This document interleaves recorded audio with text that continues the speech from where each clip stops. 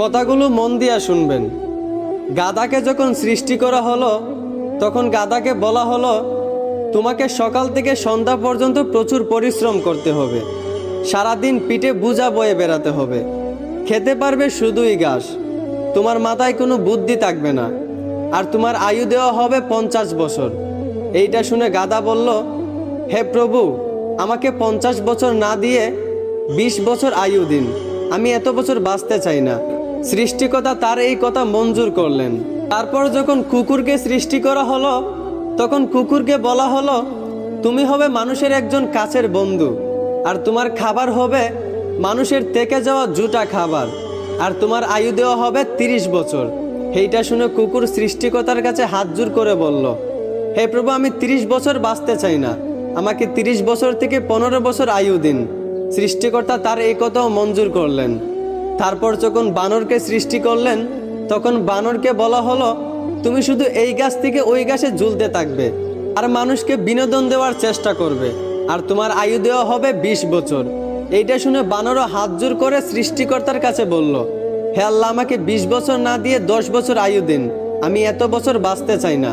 সৃষ্টিকর্তা বানরের কথাও মঞ্জুর করলেন। তারপর আসলো পুরুষের পালা।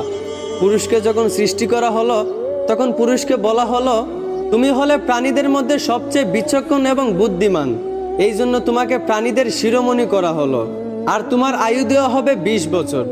এইটা শুনে পুরুষ সৃষ্টিকর্তার কাছে হাত জোড় করে বলতে লাগলো, হে প্রভু, 20 বছর আয়ু একদম কম হয়ে যায়, আমি আরো বেশি দিন বাঁচতে চাই, আপনি বরংস গাধায় যে 30 বছর আয়ুটা ফিরিয়ে দিয়েছিল ওই আয়ুটা আমাকে দিয়ে দিন, আর কুকুর 30 বছরের মধ্যে যেই 15 বছর আয়ুটা ফিরিয়ে দিয়েছিল ওই আয়ুটাও আমাকে দিয়ে দিন, এবং বানর 20 বছর থেকে যেই 10 বছর আয়ুটা ফিরিয়ে দিয়েছিল ওই আয়ুটাও আমাকে দিয়ে দিন। সৃষ্টিকর্তা পুরুষের এই কথাগুলো মঞ্জুর করলেন।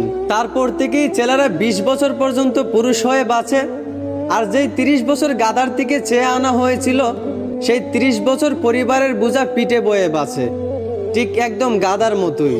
বাকি 15 বছর সন্তানরা যা দেয় তা খেয়েই বাঁচতে হয়। যেমন একটা কুকুরকে মানুষ যা দেয় তা খেয়েই বাঁচে, ঠিক তেমনি একটা পুরুষও বাকি 15 বছর এইভাবেই কাটাতে হয়, ঠিক একটা কুকুরের মতোই।